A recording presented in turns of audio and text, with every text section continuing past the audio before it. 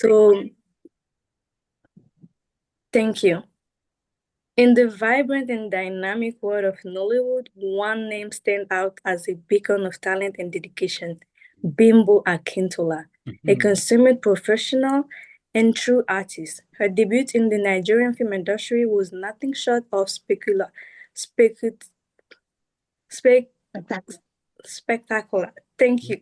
I forgot to tell you that English is my third language. I'm firstly like francophone. It's fine. It's fine. So Bimbo Akintola earned the prestigious award for Best English Actress and overall Best Actress in Nigeria. Wow. Cementing her status as the leading figure in Nollywood. Her performances are marked by a profound depth and authenticity, captivating audience and critics alike. Bimbo's contribution have not only elevated the standard of acting in Nigeria, but also have inspired a new generation of actors and filmmakers to pursue excellence in their craft. But before giving the floor to Dr. Makoni, I have a personal question. Mrs. Bimbo, what do you Shoot. do to stay so young and beautiful? Because I was like, wow. I love it when people flatter me. I love it. I think I look every year of my 52.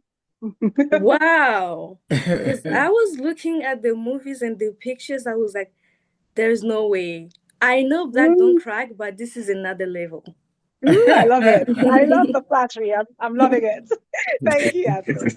Okay, I will leave the floor to Prof. Marconi for you guys to have the discussion.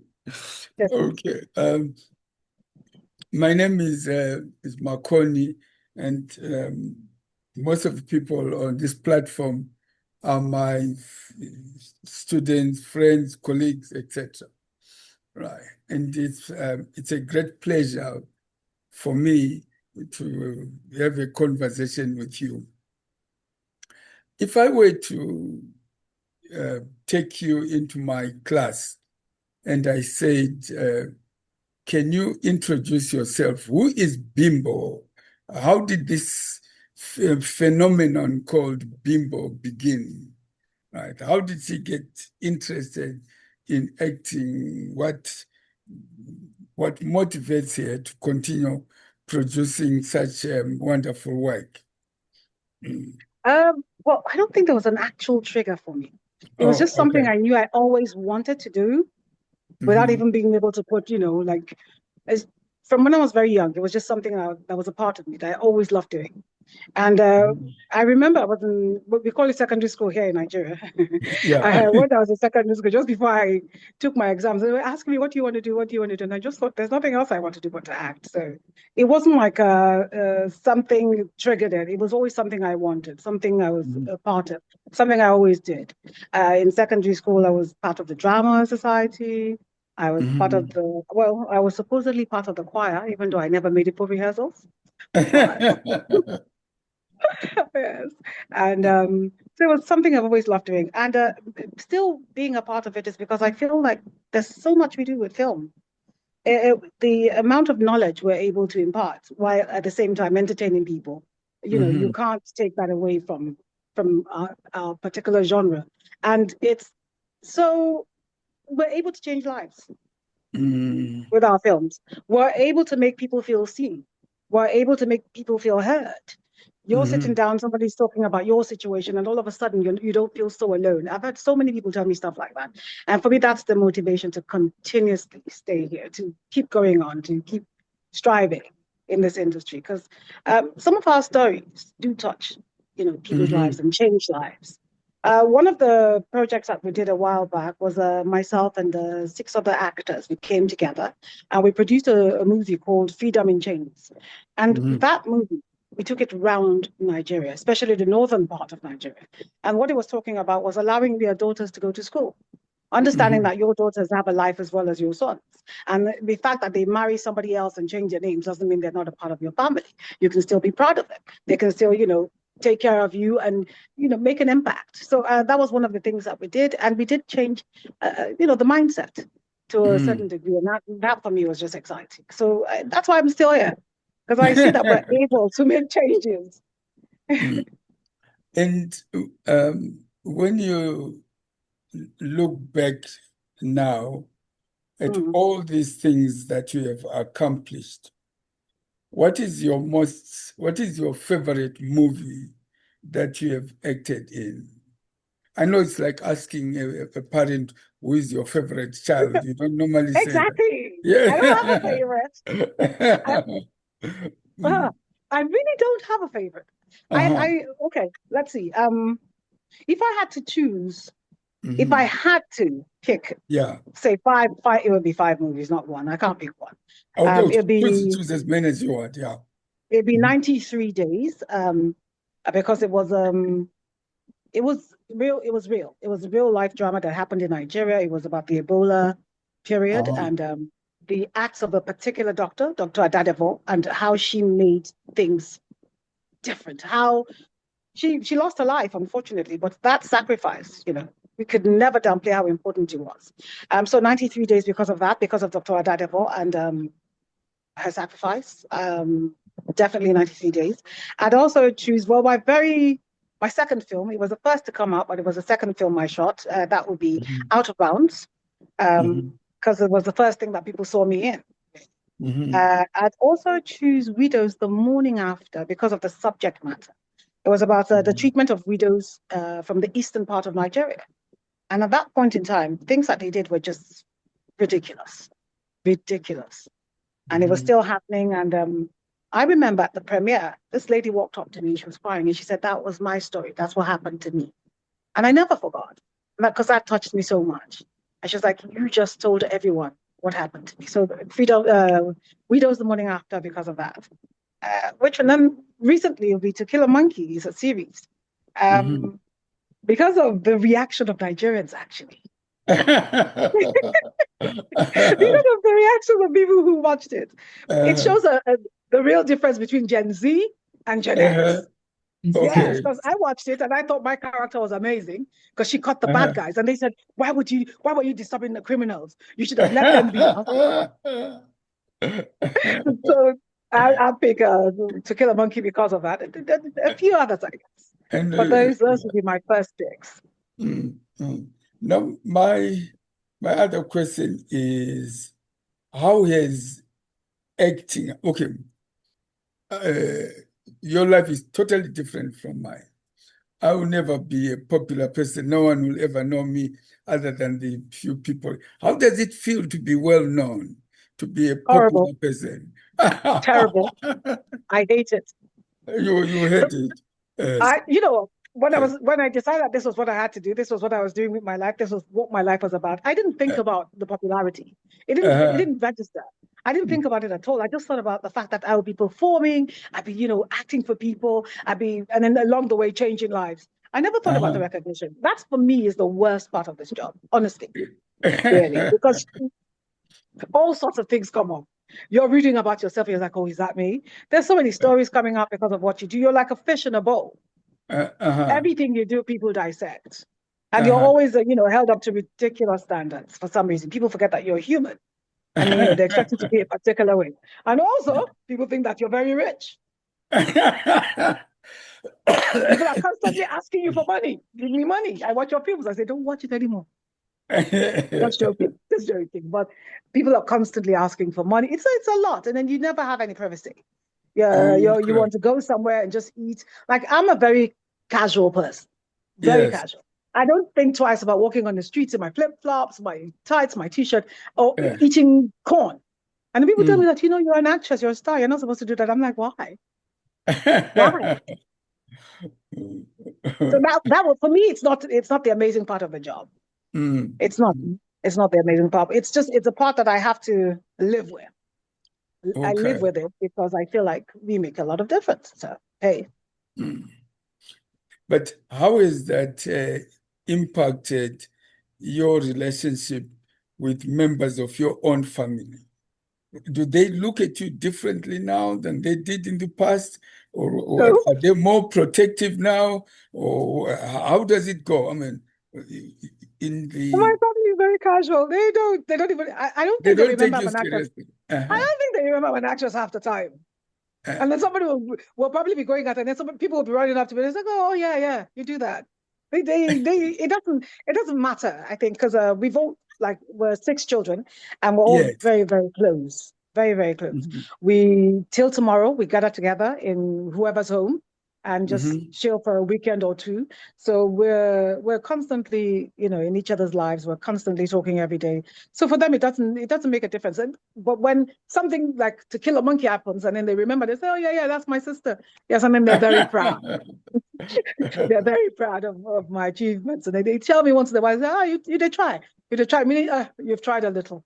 You did try." So for them, it's not a big deal.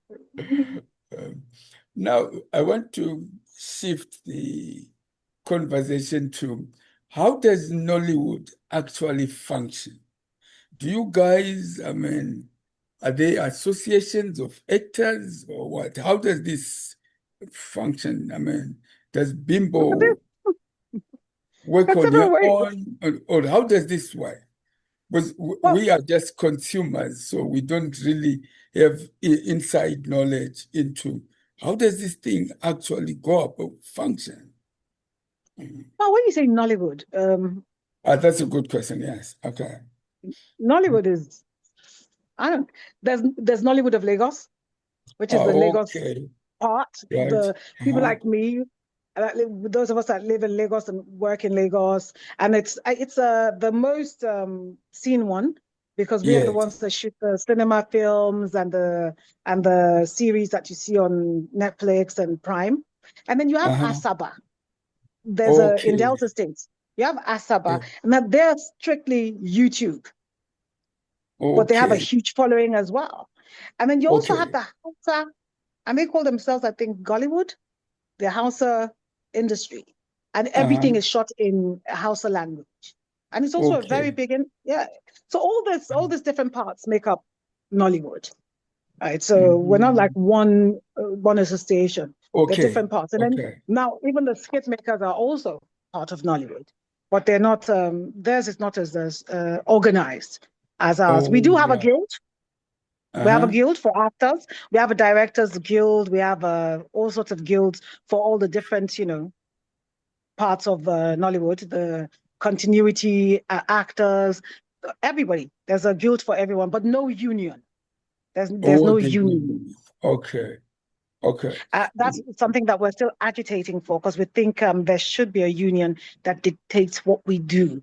Yes. Yes, because I think it's so important that there's a law, guiding and guarding what we And do, but we protecting. don't have that yet. We don't. We just have Mhm. guilds, and we have all different chapters. We have not unions. We have all these guilds for actors who are thespians. We have for Mhm. actors in film. We have for directors, producers, and that's basically how we function. But it's not Oh, wow. one industry. It's It's a different. complete, okay. Yeah. Some of I've not like the people in Asaba. I've not met like 90% of them. Okay. Mhm. Okay. Okay. So, for example, does in quotes the Nollywood that is in other parts of Nigeria, do they ever contact Bimbo for consultation? Are you in conversation with each other? Only if they need me to do something for them. If they have a script Oh, that they think okay. that I could work on That with could them work on on, for you. Okay. that's when they'll come, get your number, call you or something. It's Okay. sometimes for those of us who are established as actors, who've been there for years, who have a name, it's very informal the way we get jobs. You don't have to Okay. go for auditions anymore because people know what you can do. That's how Hmm. we think. So basically what people do is they have a script, they go through it, they say, okay, I want Bimbo for this, or I want Jennifer for this, or I want Jasmine for this, or whoever it is that they want. So they find out your date, your availability. Then they work with everybody else. They say, okay, these are the dates we have from Bimbo. So we'll work with this date, and then everybody else sort of falls into place. Nice. Okay, good, good. Right. I think let me stop here so that we can watch some of your movies and then we'll have another This conversation. is the part. This is the part I don't like. I don't like watching myself. You know, But okay. watch. Let's watch. Okay. I'll be the one looking in the other direction. Oh, okay, that's fine. Yeah. Thank you, Prof. Makoni. Thank you, Bimbo. So, as Prof. Makoni said, we are going to see some few movie parts. We're going to start with Owoblo. After, we're going to see Oh, The Morning After, The You remember Morning that one, yeah? After, The Last Request, and the last one, of course, we're going to see To Kill a Monkey. yeah. Okay, let's do this. Yeah, thank you very much, everyone.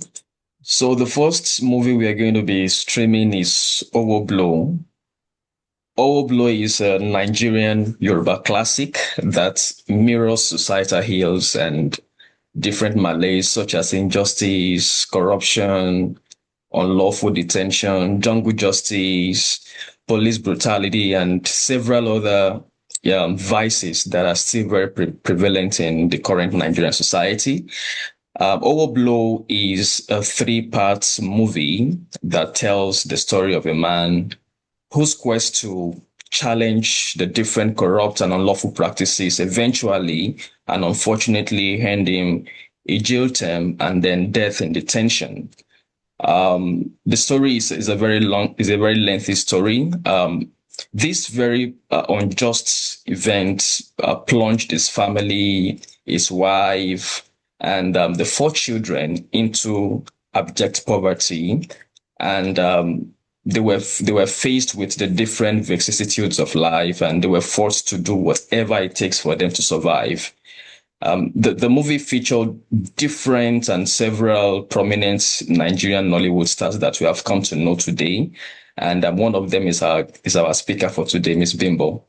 Well, Miss Bimbo has rightly said that the first movie I think she featured in was in Out of Bounds, right? If I got that rightly.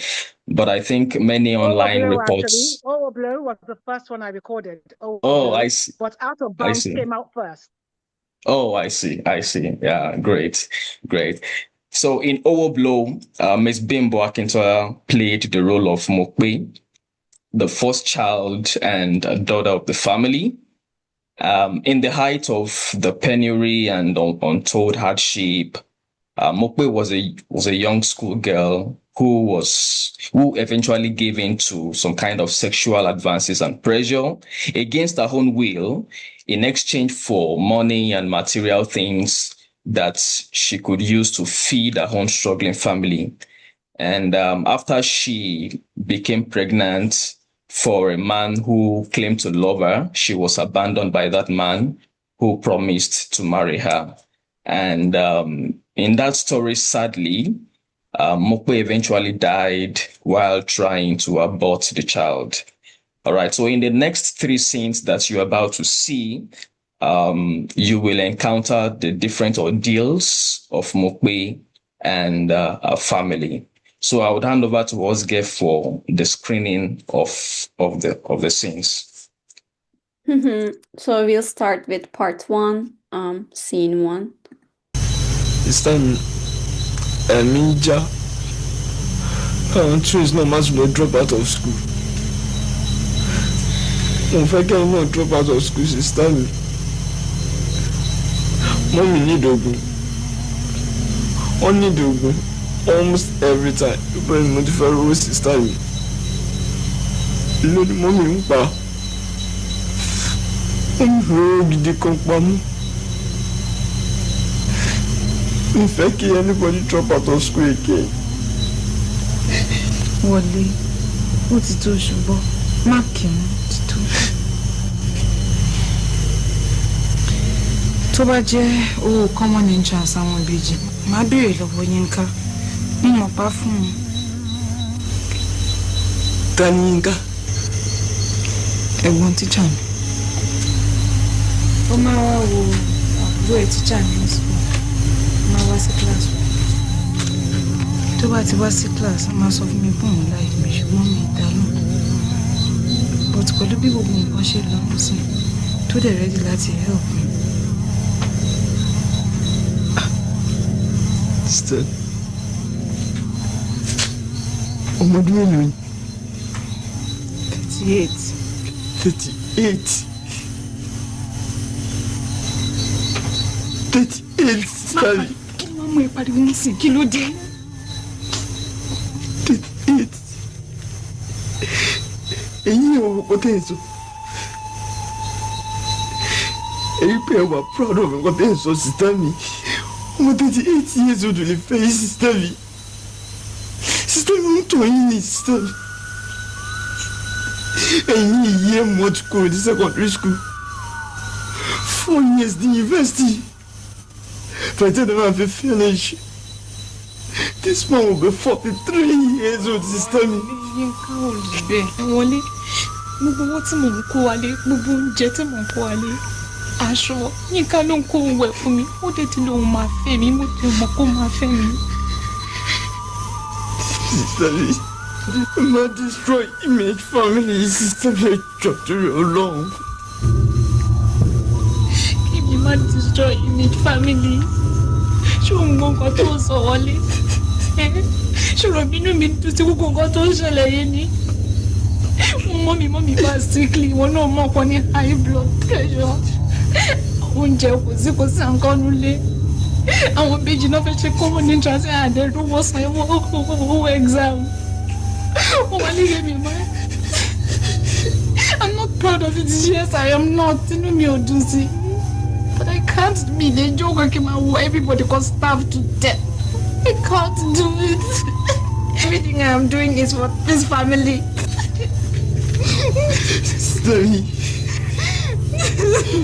Sorry, jọ torí Ọlọ́run, sister mi. Ọmọdé ni wọ́n, sister mi. Wẹ́ẹ̀ kí society treat bàbá yìí, sister mi, jọ torí Ọlọ́run. Wọlé. Èmi náà mo kò ti try. But the reality now is that níṣẹ́ and you.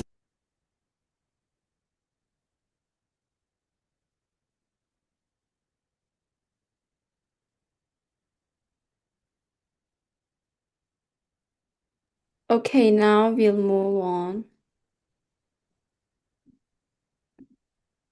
to our second scene from the film.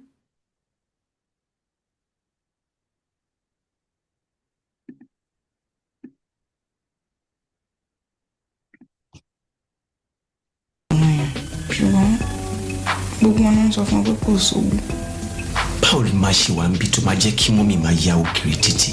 I mean, it's very embarrassing. What am I here for? Nǹkan. Bàbá máa pè mí lọ́nkú. Mo ti sọ fún ẹ so many times. Now, àwọn ọ̀rẹ́ mi ń sìn kí ló wà máa lọ pè mí lọ́nkú lójú wọn? I mean, come on. Nǹkan mi lè lárúkọ mọ́ ẹ lórí. Okay, ló lówó náà.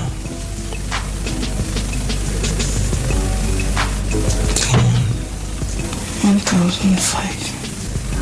Ṣòwò èèyàn kankan ni. Ó tí o, owó àwọn méjì ni. Ní 1,500. Bẹ́ẹ̀ni. Mo pè é. Torí ẹ̀ ń bẹ̀ ní ìjọ tó ń ṣe bí kí. Okay, kí máa bí wọ́n ní. Well, owó tó à ń bí iná á tó 2,000. Owó school àwọn àbúrò ẹ̀, transport àti pocket money ẹ̀ ṣe ń sìn. Má bọ̀ wá gbà náà. Good girl.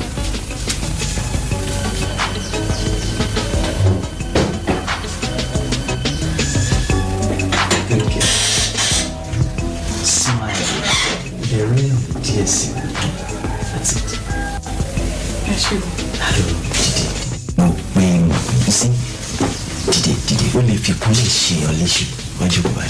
See, we can get used to the idea. We are women here. Should you sing? When I pray, we go to the shit on school. And then, I shit to my car with too. Now, why she big wedding? Mama do it. More family activity. Minka. Heavy wedding to help me know. Are you going to go on? Honestly, should you sing there? I was so funny. Any country in the world, to buy way, to love for honeymoon. You want to go to Acapulco, Miami, France, name it. She is in class. Now I do you mention continue. Yes. Yes, Dad. Yes. She shocked by the family. Kilo so. I'm crazy about your meeting. I'm in love. She ain't seen 24 hours moving from my room by now. Look, me le let her down. Tí mo sure pé mo lè fẹ́, of course.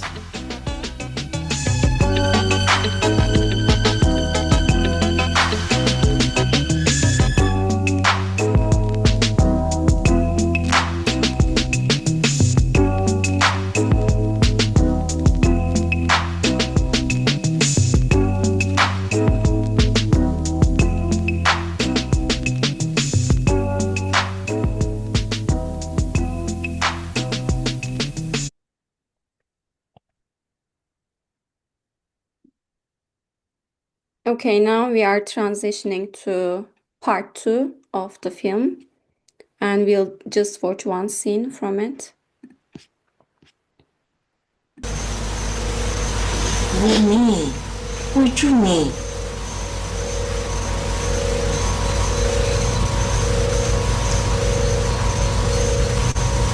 Ṣé kìí ṣe pé ó sì lóyún mo pé.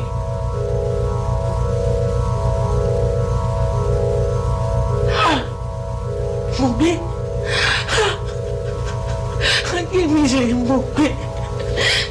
How can you do this to me, mo gbé? Ọdẹ fún mi títí ọdẹ ṣe fún mi, mo gbé. How can you ti ẹ̀ ṣàánú mi? Mummy ẹ jọ̀ọ́, mo mọ̀ pé mo ti disappoint yín. Mummy ẹ jọ̀ọ́, Mummy mi lòun máa ń fẹ́ mi. Gbogbo owó, gbogbo aṣọ, gbogbo oúnjẹ tí mo kó wálé, òun ló kó fún mi.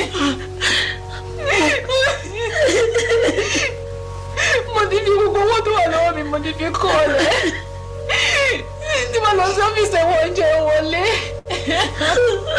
Mummy, the last time tí mo kọ́ wọn ló ti travel pọ̀ lóun ò fẹ́ ní mímọ́.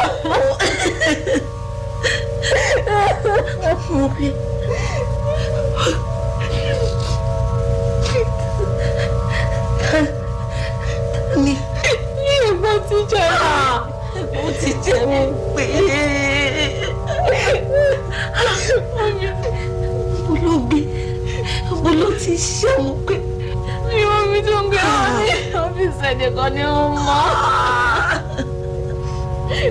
Mummy ẹ jọ̀ọ́, Mummy ẹ jọ̀ọ́ ẹ bá mi wọ́n wọ́n. Mo pé mi ò lówó, kí ló fẹ́ fowó ṣe bó ni ti fẹ́ rí? Mummy mo láti yọ kúrò. Don't say mo pé. Mummy, you can be objective ẹ̀yin náà èrò dáadáa Mummy. Kò sówó ní kò sí anything we can barely afford to eat. Títà ní ìbàdí inú wọn ò ní dùn. Àwọn ọmọ mi ti wọlé wá. Wọlé ti sọnù. Kó tó wá dé kó wá bọ́ ọmọ ike nù lé. Mummy ẹ̀yin náà máa blame mi lẹ́fẹ̀ẹ́. Mummy ẹ jọ̀ọ́ ẹ bá mi wò ó. Ìyàwó ni mí. Ìyá òṣì ni mí. Ìyá kíyà ni mí, ìyá aládù. Mo ní mo wà tí gbogbo eléyìí jẹ́lẹ̀ sọ́mọ mi. I'm a failure. I'm a failure. I'm a failure. Kì í ṣe failure Mummy. Ó ti ẹ jọ̀ọ́. Mummy ẹ jọ̀ọ́. Mummy ẹ̀yà mi jà. Mummy mi lè bímọ. Mummy I don't want to baby ẹ̀yà mi jà. Mummy ẹ jọ̀ọ́ ẹ̀yà mi wọ́pọ̀.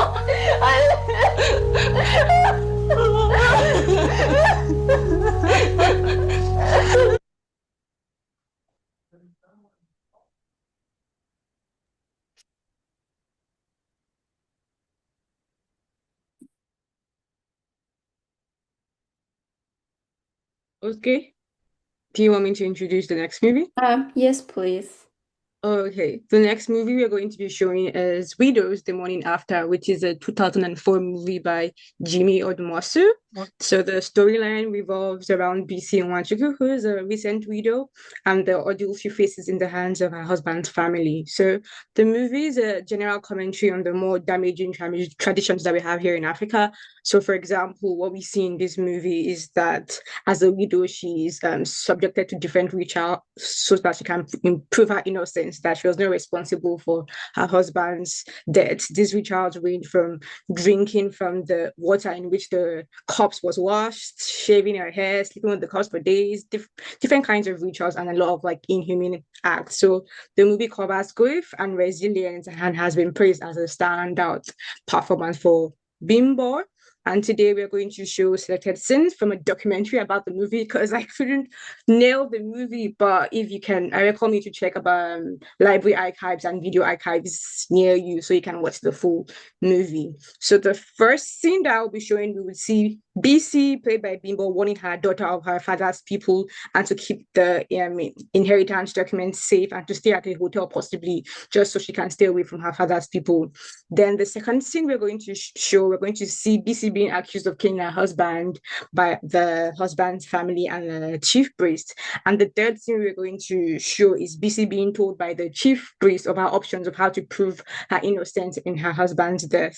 And the fourth scene we're going to see is just this clip of the ordeal she has gone through since her husband's death. So Ozge, you can go ahead and play the scenes. Okay.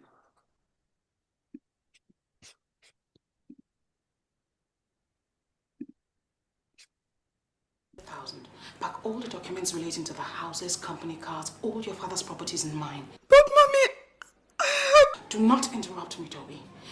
Pack all those things, lock up all the doors, get out of that house very fast before your father's people get there. where are you, Mom? Because I can't. Go now, Toby. Check into an unpopular hotel where your father's people can't find you. Why are you talking like this, Mom? What's going on? Listen to me.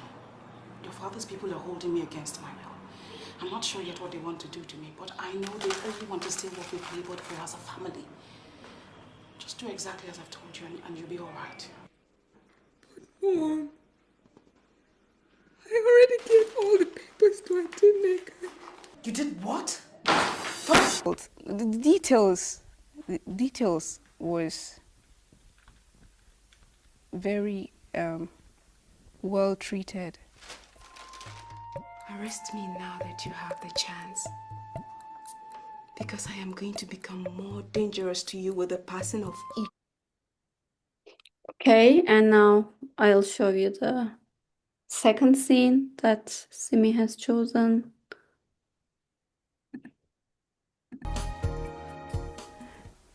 This is one of the issues that I think the Nigerian home video should be addressing. We should say the truth, because film or television is supposed to be a mirror of the society.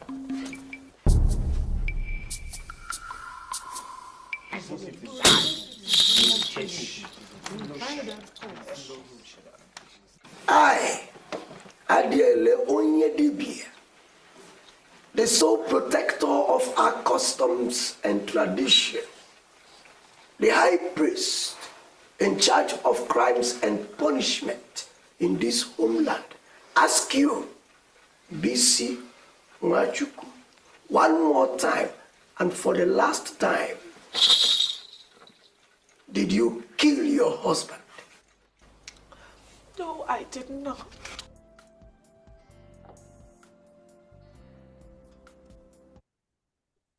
Okay, moving on to the third scene.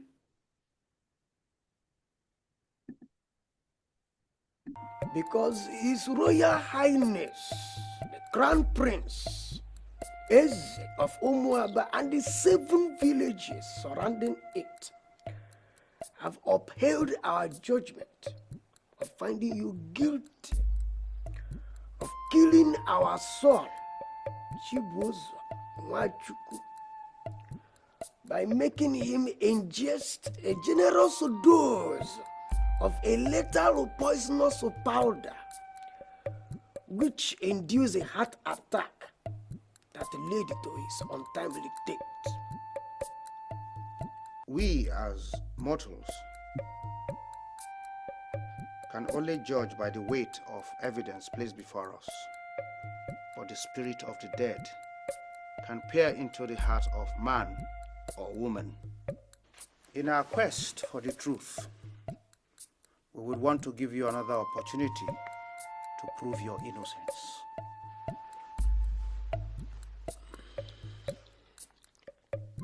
Two options. You must drink a full medicine pot of bath water in which your dead husband was buried, or walk naked through the most populous market in Igbo land on a full market day.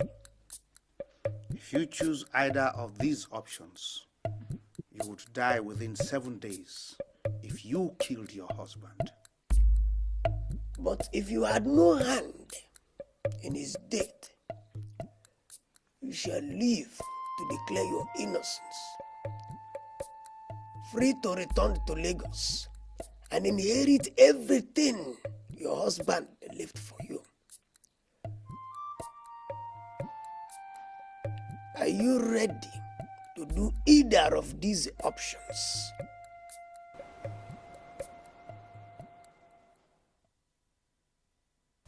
One, I'd done a lot of stage work, and two, And we are moving on to the last scene from this film.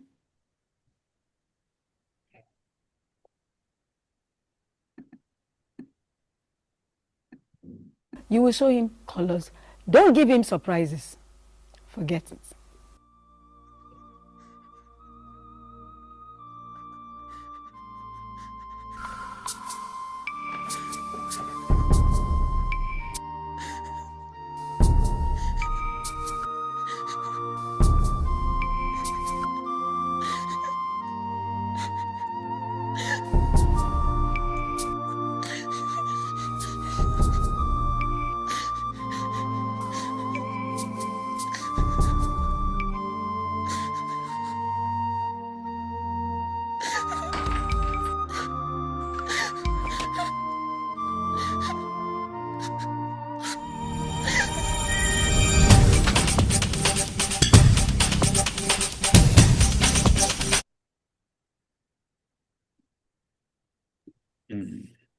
Okay, amazing. We can move on to Last Request.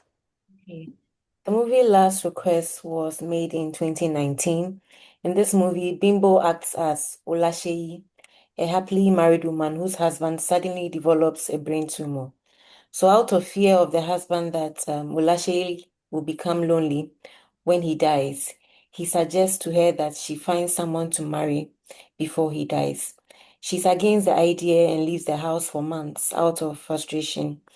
Olasheyi then meets someone and then they start dating and even plan marriage, only for her to go back and meet her husband totally cured of the brain tumor after going to the US for healthcare.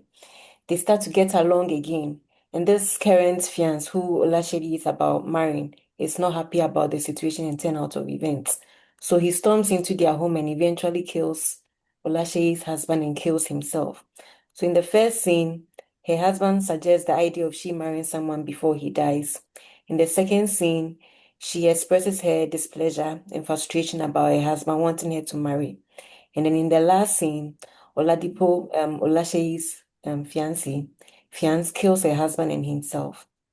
So, okay, you can go ahead and show the scenes. Okay.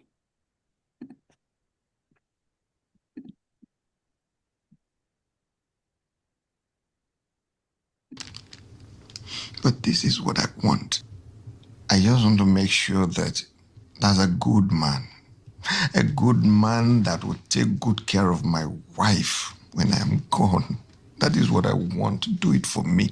David, you're going nowhere. You will be here with me. And if God forbid something happens, the children are here. I'll be fine. For how long? These children will marry and go. And I don't want you to be alone when you're old. Okay, you know what? I've heard. It's fine. I agree. After you're gone, I will find somebody else to marry. Let's sleep.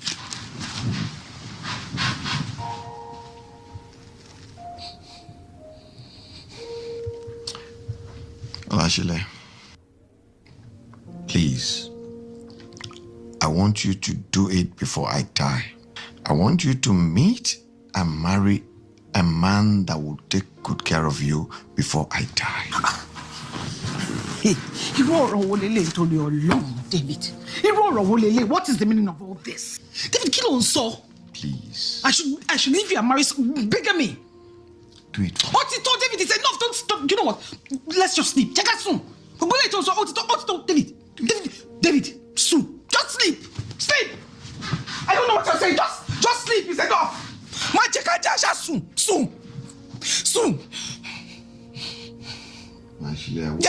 David soon. Most of us say David soon. I want you to do it for me, please. And now we are moving on to the second scene.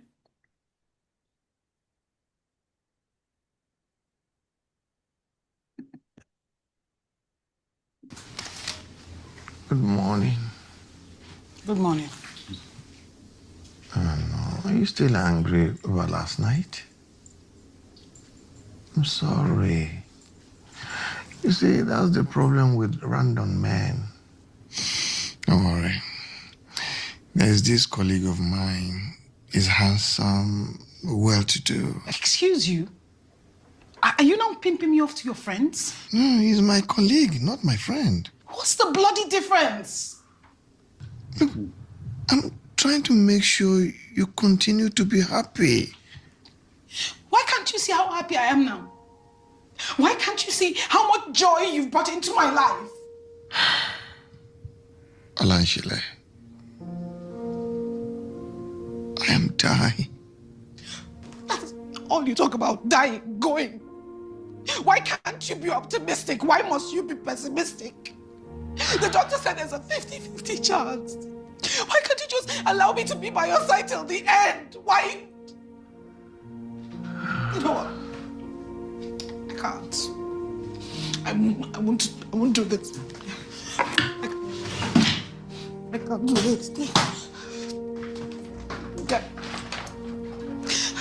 Alanshile, what are you trying to do? Alanshile, what are you trying to do? Oh, no. Stop. Alanshile, stop. Oh, my God. Come on, you don't do that. Stop. Oh. And we are moving on to the final scene.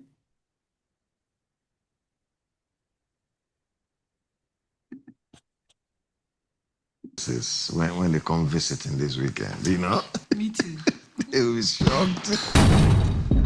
Look, I'm not Hey, invited to my... Khaled. You know all, because you told me you were going. Tiko, what are you doing here? How could you do this to me? I gave you nothing but undiluted love. How could you do this to me? So you want to leave me for him, like my last wife left me for another man? Look, Tiko, I can explain. How could you consider leaving me for him? Look, Mr. La... Shut up! Okay. Shut. Yeah. Your bloody mouth. You left here. You left her all alone and broken in pieces. I came into her life and meticulously put her back together piece by piece, lovingly. And you think you can just samba back in here and take over like nothing ever happened. That's not how the story ends. This is not how this kind of story ends.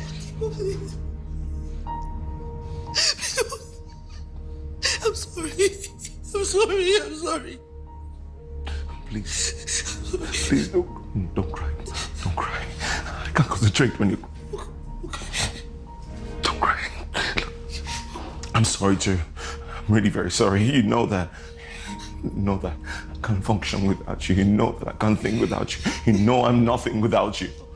I'll go pack my things so we can leave. I'll just go pack my things.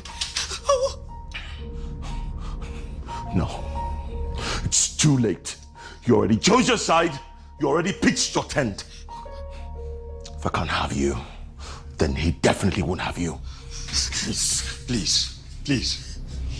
You're standing in my way. Move! Please, now! Move, please!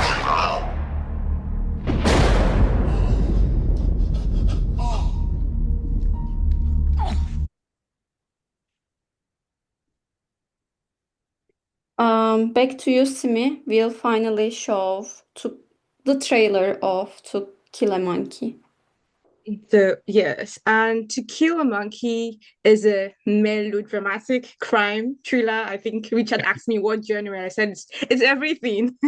And so the movie, we follow the story of a feminine who is a desperate programmer in their circumstances, and he reluctantly becomes a fraudster when he's enticed by a cyber criminal who was his friend and who likes him basically, who is known as Obos the Boss.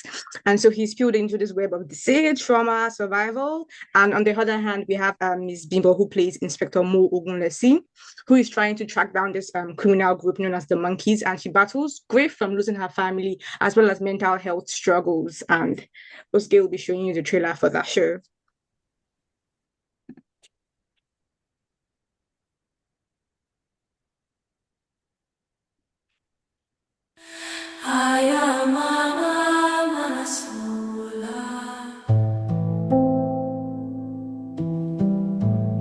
Boss, you see my life right now? Equal to nothing.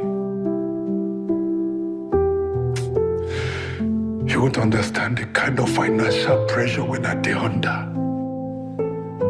See these children, they plan for them. Madam, sorry. I forget biscuits. Boss, within my eyes don't see.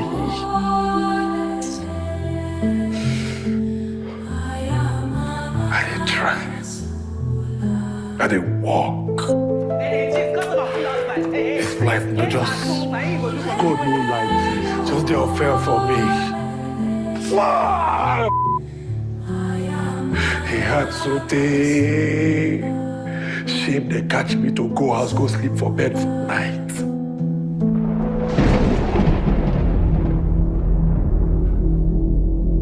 I think I'll beg you. Cut soap for me. Show me the way. I beg. I beg. Brotherly, you sure say you go fit do the kind work with me they do? Ross. No rush, answer me.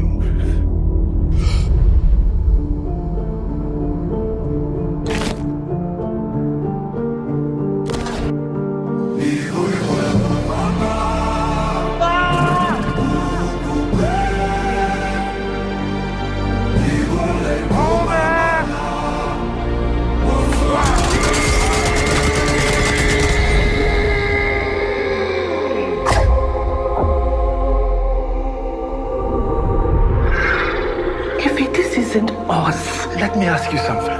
What has been us done for us? All this money we dey make. If we no oppress them, press their neck. Let's say again, You get millions when you go for your account. You get properties worth millions, assets worth millions. My guy, you're wicked. You don't gas. Make sure you don't lose her. Yes, boss. You dey share for me? Your mother. I'm a street boy. That's enough, Inspector. Just like me. You self not criminal. Just keep breathing.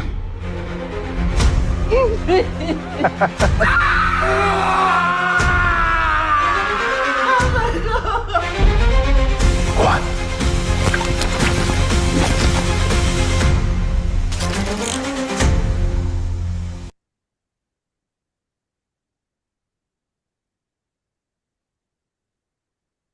Good.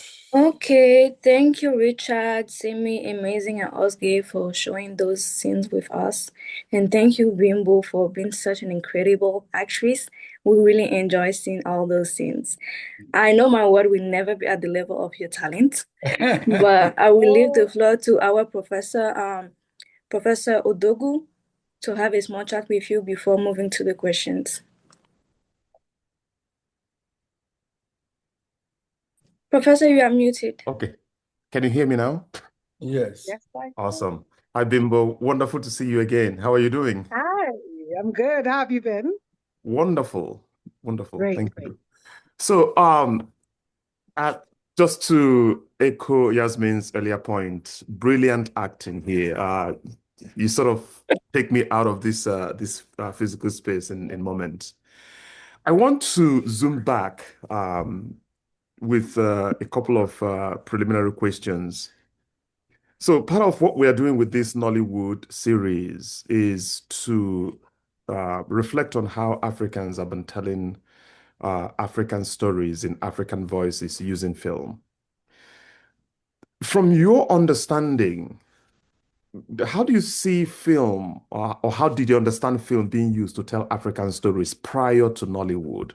And I'm thinking particularly what kinds of stories were being told, how Africa was being represented in films, as much as you know then. I know that you belong to the newer generation of Nollywood actors, but I wonder if you have had any opportunity to think about the years or the period before Nollywood and how film was used to tell stories about Africa. Well, our films, our stories started from what you call the Moonlight Tales. That's the origin of theatre in Africa, sitting around the fire or under a tree with the children and telling them tales of what was and what could be. That's how we started, because then you had them telling their stories, and slowly but surely they started acting it out. So that's where theatre actually started from. And then before my time, before the Nollywood that we know now, we also had people like Duro Jaye, so many names. And what obtained then was that our government, the Nigerian government, actually had a funding for film. So producers, directors would go and get some of this funding and shoot films. That's why we have films like Aye, which was shot on celluloid even before Nollywood. So our films then were rather, grand films. Now we're back to celluloid, obviously, but before then it was shot on celluloid, and it was a huge deal. I remember as a child going to the National Theatre to watch Aye by Ogunde, Hubert Ogunde, who was one of the founding fathers of what we call Nollywood today. And so there was an industry before, and it was actually a very proper industry. So there was before us. And then it died down for some reason when the funding stopped. And years and years after, the Igbos, the Easterners, the traders decided that, what, we need to do home videos. There's money in this. So they started putting money out to people and shooting what we call home videos. And that restarted the industry. In fact, when I started, it was home videos as well. It was films that were sold in traffic, these DVDs that you buy and watch at home. And then slowly it's grown now back to cinemas. And we have more cinemas now than we used to. Cinema, the culture is slowly growing again. But then now we also have YouTube. YouTube is very Gen Z, is very today. It's films at your fingertips. So, but the origin of theatre in Africa was telling stories around the fireplace, entertaining children. That's the origin. So this is fascinating. So essentially, you're making the point that storytelling has always been part of the African experience, no doubt. Definitely. Sorry, go ahead, please. It definitely has. It's always been there. Yeah. So there are people who have suggested, or one could argue that while this has always been the case, with regard to filmmaking itself, in the technology of filmmaking, that Europeans likely started using film and various other media to tell stories about Africa before Africans started doing that. Is that something you would agree with, or is that something that perhaps is beyond your immediate purview? No, it did happen. Their films, they told films about us before we started telling films about ourselves. And it was always linked to the slave trade era. It was always about the slave trade era and how the Americans were taking from, different African countries and, like Roots, the films like Roots and all the others. But our own stories, our own real stories, we started telling our tales. We started telling our stories, and it became more popular with home videos, which became such a huge deal that even people in China were watching our home videos. They were somehow getting these tapes. And so I'd say they did tell films about Africa, but not particularly our stories. More the American story, the Black American story, really.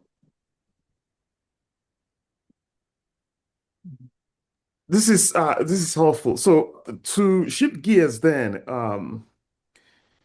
if I hear you correctly, that these were not our stories, that is the representations of Africa in those films were not accurate.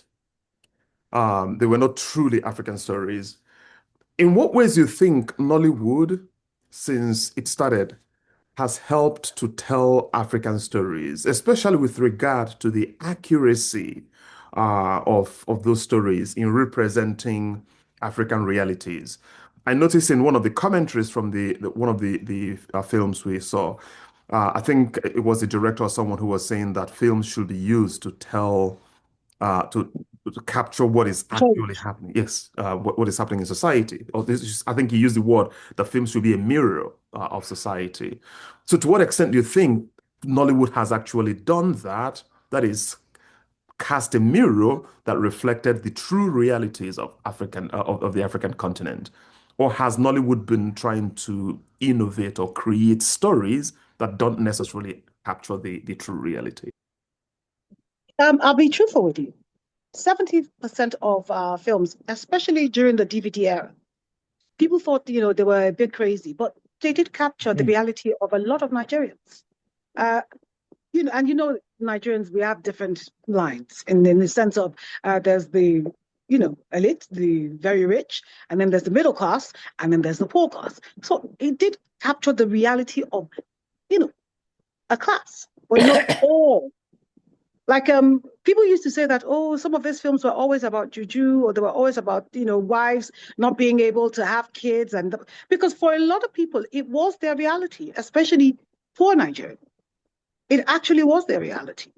It was what they were going through, which was why those stories seem to be, were constantly shooting stories like that, because it was from hearing one person's story to the other. These things were actually happening.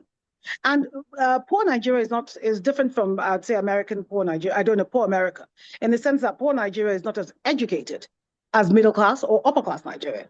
So there was a lot of, information that they didn't have, and our films sort of helped open their eyes to the fact that things like that, in terms of having children and blah, blah, blah, wasn't the fault of the woman. And I'm sure if you talk to 10 or 15 different women, married women, then, not now, because things have changed a lot. And you talked about mother-in-laws, they'd be like, oh, goodness gracious, I'd rather the man's mother be dead before I marry him. It was a popular saying. It was a popular saying. I was like, please, Father Lord, give me a man whose mom is dead, because I don't want to deal with a crazy mother-in-law. So it was. We did reflect our own reality, especially the Nigerian reality. We actually did, to a huge extent.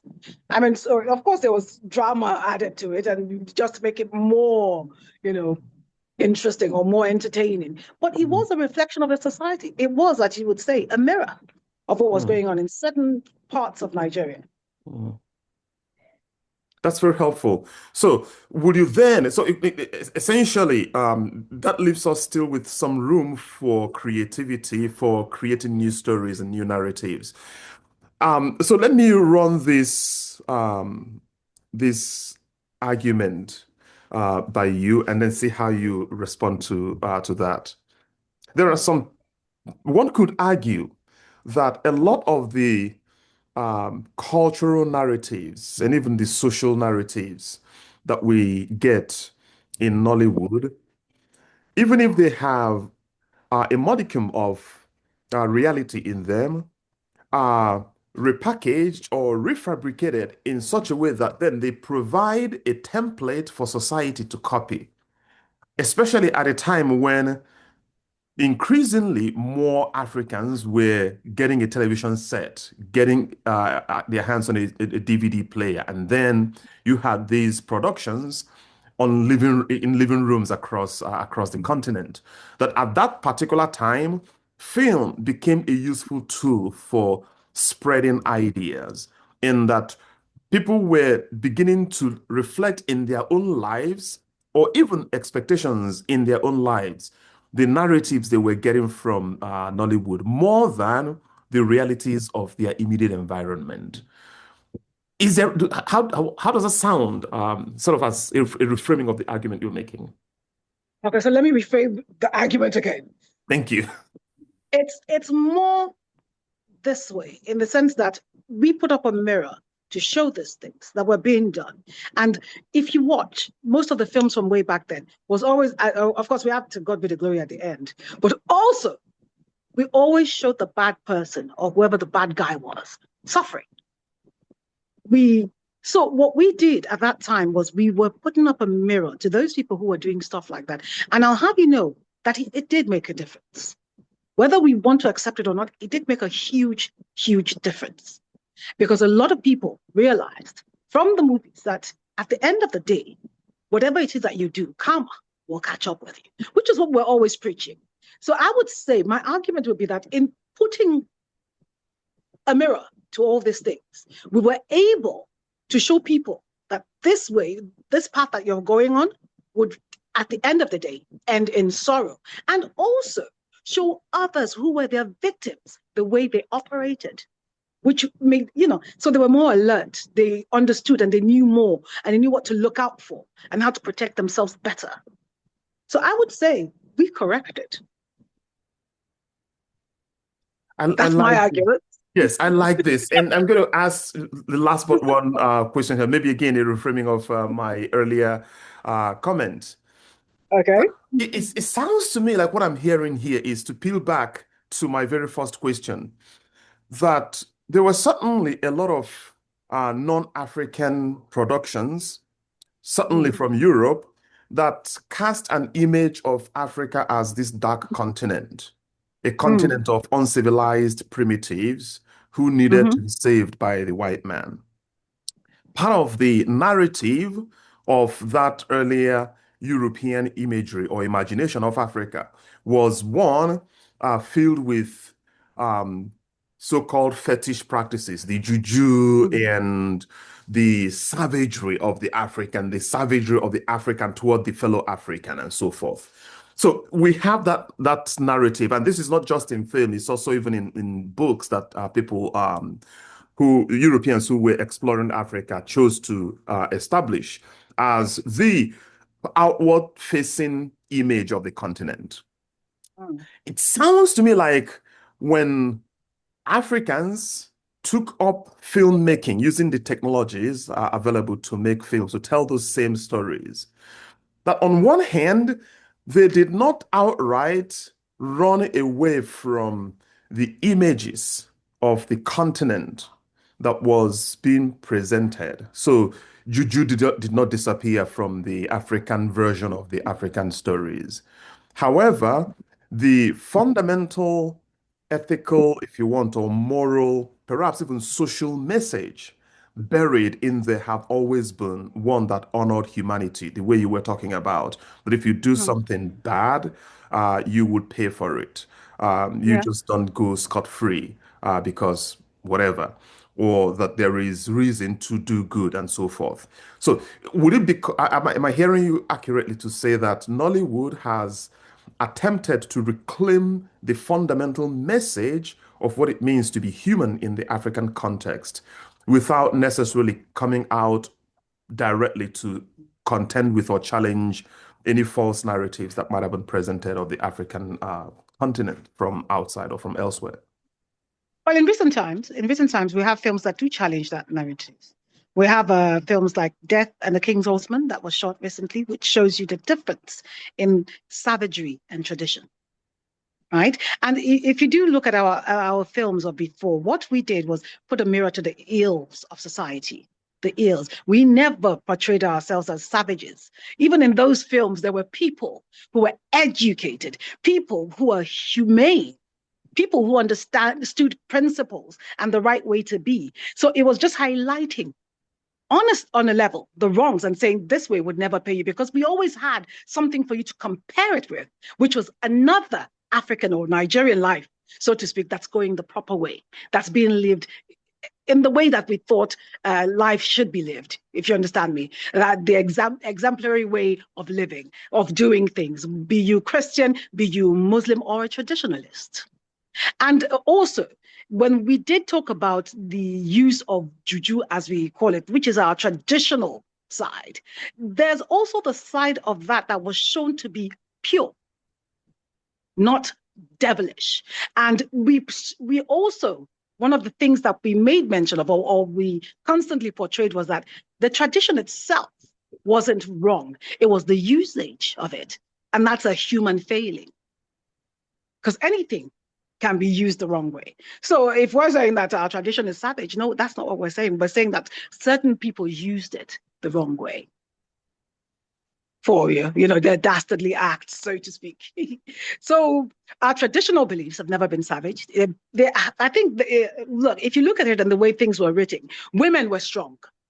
Women were warriors. Women were leaders. Women were in charge of their households. Women did not bow to men.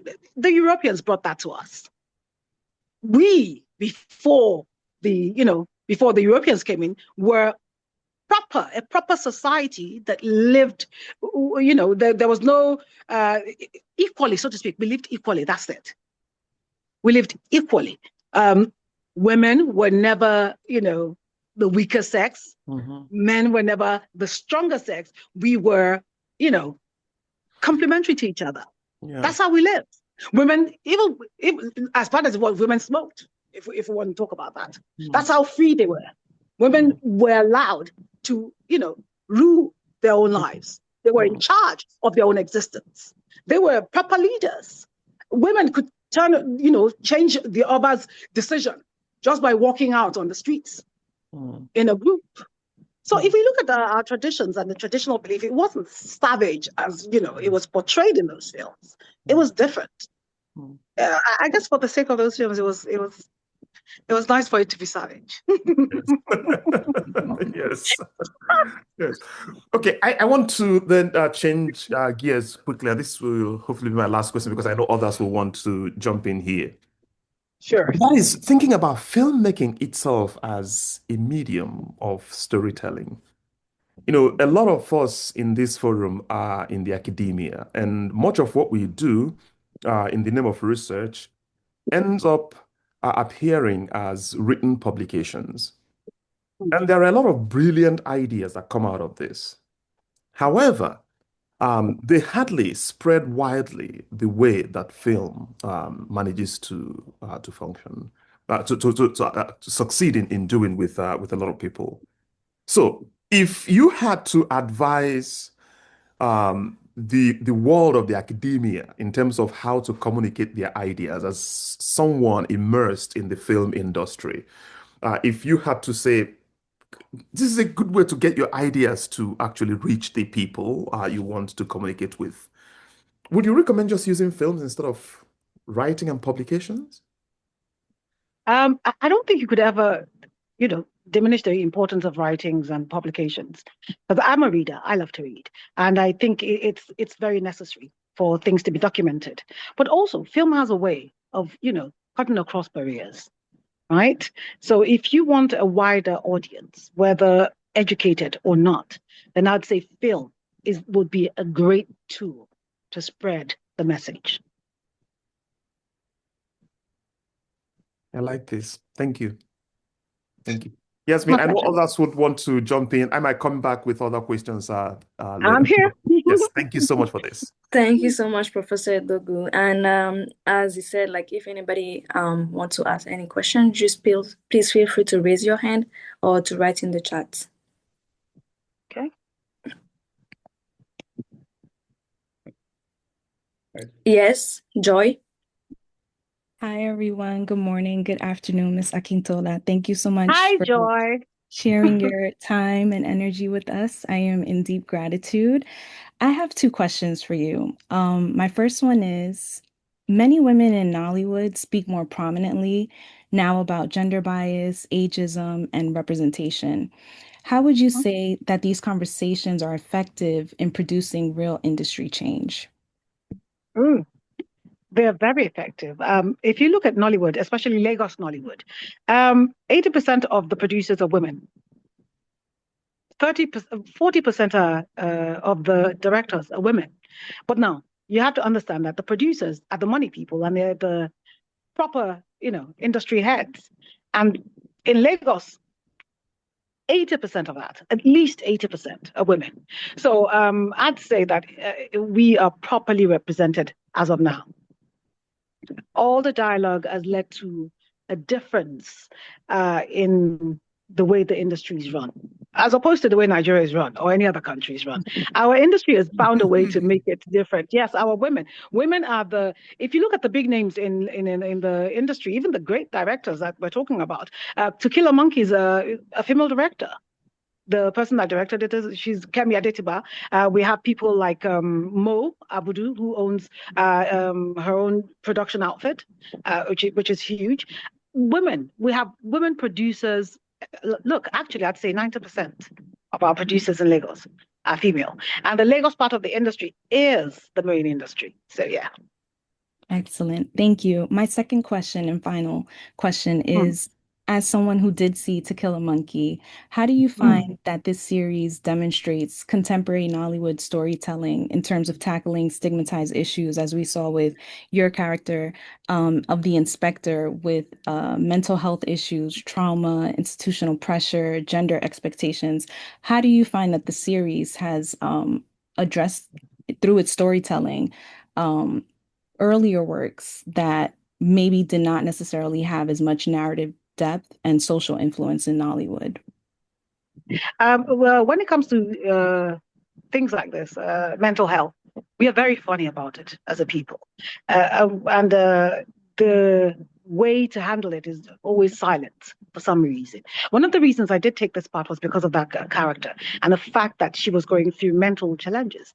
And there's still a stigma on you having a mental health issue, or people are coming out more and more to talk about it, which is a great thing. And the handling of it in the series, I thought was excellent. It was done with sensitivity, and there was no labeling of her. Well, even though we did see a little bit of that, where people said she was a mad person, right? Which is what would happen in our society, because everybody that has a mental health issue is mad. But that is slowly but surely changing, especially with films like this doing more and more for to talk about mental health. So one of the reasons I did take it was because of that film. She had to take time off for 2 years just because her mental health was not stable.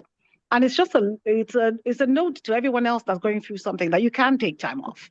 You're allowed to take time off. You're allowed to heal. You're allowed to take care of yourself. It's important for you to take care of yourself. Go take time out if you need it. Sort out, handle your business, and then come back if you must. So I love the way it was treated, and I think it did a good job, actually. Very sensitive. Thank you so much, Ms. Akintola. You were excellent in that series. Kudos to you. Thank you. You're welcome. Thank you. Thank you. Thank you. I think we also have Cindy who has a question. Okay. Cindy, you are muted. Yeah.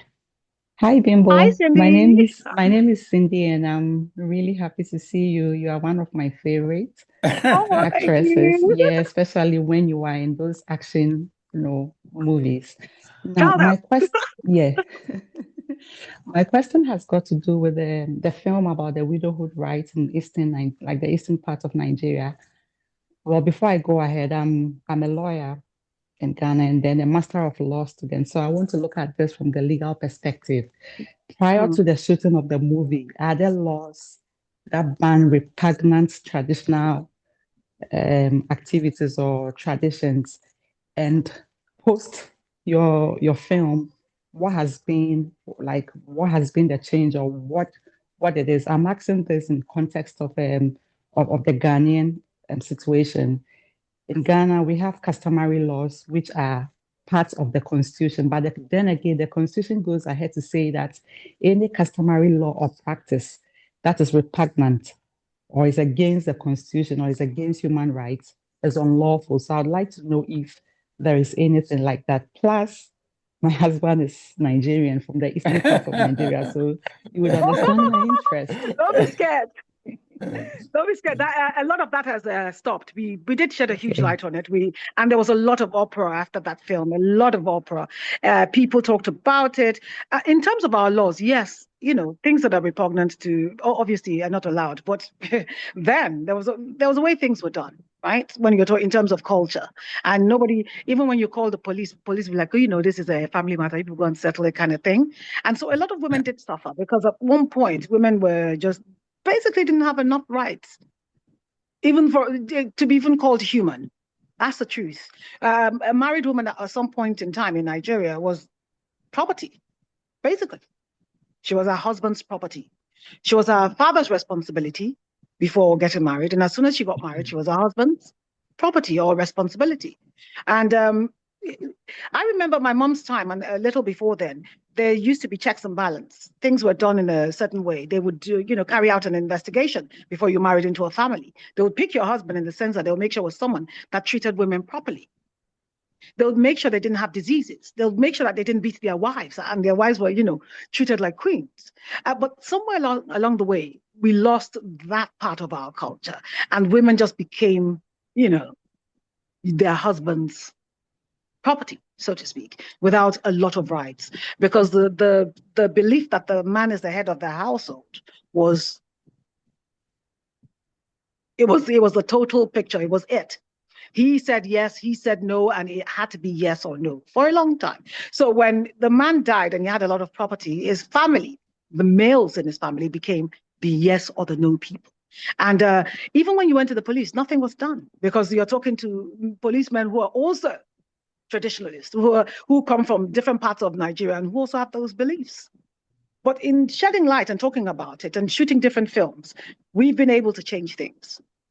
I'll tell you until, God knows what, when was Fashola governor? How many years ago was that? His first term. I'm horrible with years, forgive me. But Fashola's first term, whatever year that was, we did a march. I joined a group called Mirabel Center. I was their ambassador, and we marched from wherever to the governor's office. And after that march, there were laws in place, mind you, serious, amazing laws, so to speak, that, talked about child abuse and child molestation. But there were nothing was ever done about it. You'd go to a police station and they'd say, oh, yeah, okay, your child was raped. Yeah, it's a family matter. Go and take care of it. But after that march, things changed. So a lot of things have changed, honestly. Women have more, more rights in the sense that they know what to do. They know you have no fears. There are no worries. There are women, Eastern women that will fight for you. There are Eastern women that will fight for you if anything, if they try anything. Women who have seen their mothers go through such things, who lived that trauma, would never allow it to happen to others. So there's a lot of, we're very outspoken now, maybe too outspoken self, but you can never be too outspoken. So they're much more, we have more rights, we have more rights. You have women who are doing their own things. You have women who have married men who understand that we're partners. So I think the African way before, after the Europeans, she says, was that the man was always in charge. So, but we're slowly, but definitely changing all of that. It's getting back to a partnership where things are maybe right now, I would say 60-40, depending on, which part of the country you're from.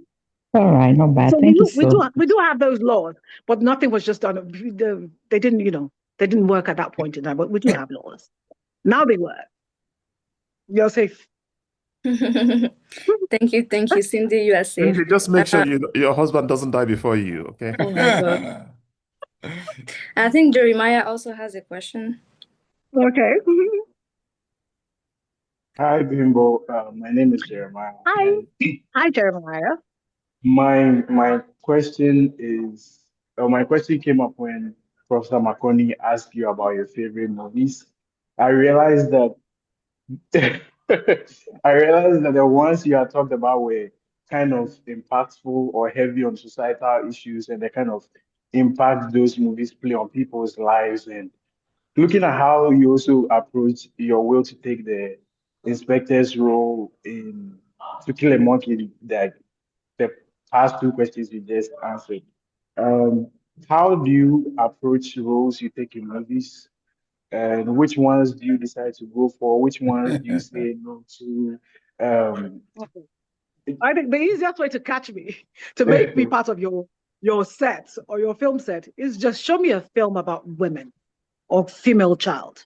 I'm very passionate about female children. I'm very passionate about women and our roles in the society. So anything that uplifts women, anything that that sheds a light on the plight of women, or call me, I'm there.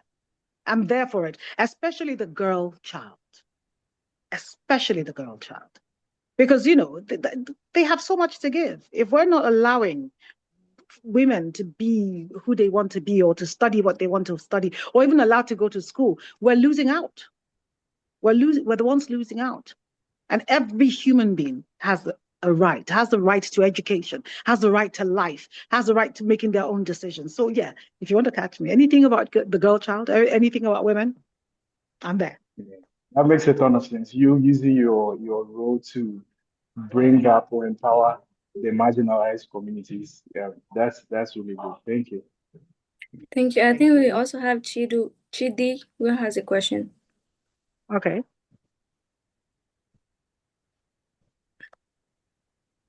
Chidi, you are muted. Let me also show my face. So thank you very much, Bimbo. It's good to see you. Thank I you. grew up. I grew up watching you. I grew up in Nsukka, in the east of Nigeria. Ooh, okay, Yeah, fantastic. if you have read Chimamanda Adichie's novels, we basically grew up together, attending religious programs the same. So that's usually fantastic. So first let me thank you for coming to this program, and to just quickly mention that I have taken note of the comments you have made about the place of women in our society. I guess you have read works from people like Oyaronke, who wrote about the place of women in traditional Yoruba society. A woman called Sylvia Late Ross, a British woman, also wrote about the place of Igbo after the women staged the uprising that dismantled the warrant chief system. So they commissioned people who came to study the Igbo society, and eventually came away with the verdict that if either gender needed emancipation in the Igbo society, it was the men. It was the men that needed emancipation. At some point, yes. It was almost the same, a similar case in many African societies. But why early records didn't reflect this is because maybe the colonial scholars who came were looking for kingdoms and looking for figures, head figures.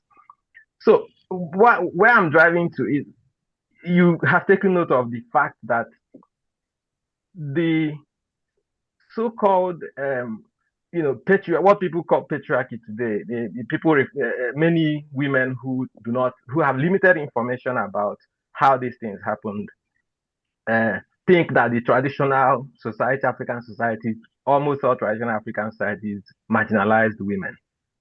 Now you have noted that it was never the case. So I'm just wondering, since you have this information, and I believe that many of the women who now lead Nollywood also have a larger dose of this information. I'm wondering, to what extent do you think Nollywood is beginning to reflect this fact that we have not always had this women have not always had this marginal place? Marginalized, yes. Look, slowly, I'll explain why. It had to do with funding. When we were shooting on home videos, it was a low budget. There were low budget films. Everybody knows what our home videos were like. They were amazing. They crossed barriers. People watch them all over the world. It brought, a lot of attention to Nigeria, right? But they were also cheap films at the end of the day.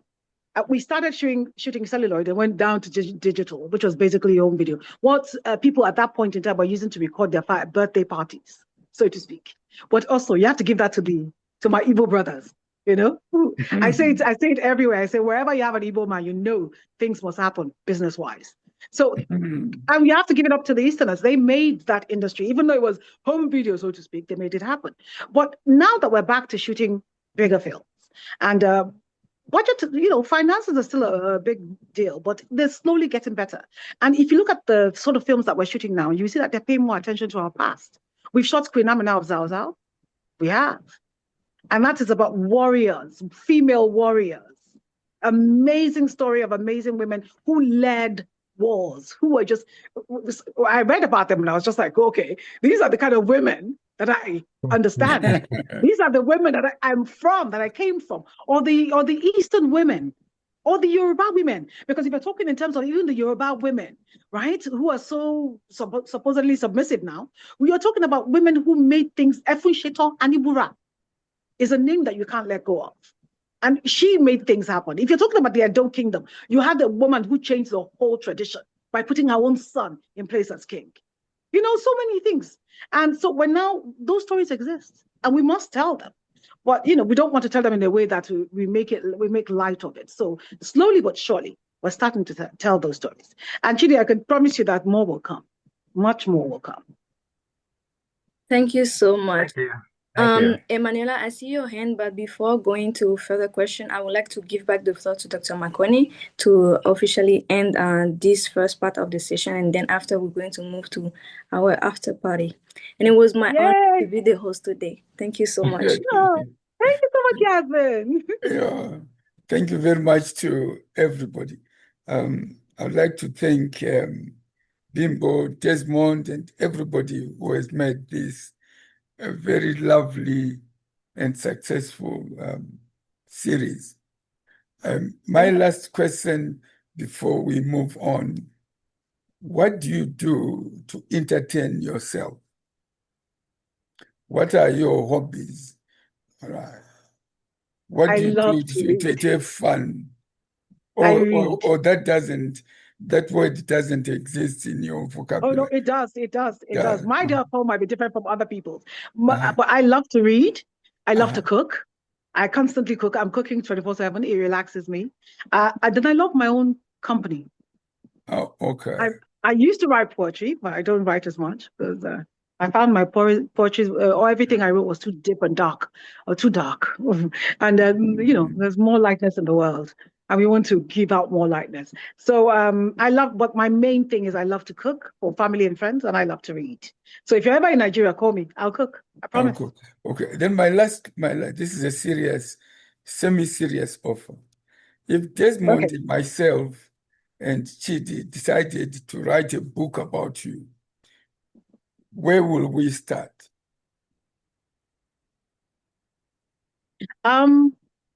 You'd have to start at the very beginning, I guess, in Lagos here, and my family, because good. Right. So this is a deal. We will write a book about you when I'll talk to Desmond and Chidi, and we'll be in touch. Right. Okay. I second that. Thank you. Yeah. Okay. Oh my goodness, thank you. Thank you. I love that. Thank you, sir. Right. So now let's move on to the after party unrecorded. Everybody can jump in.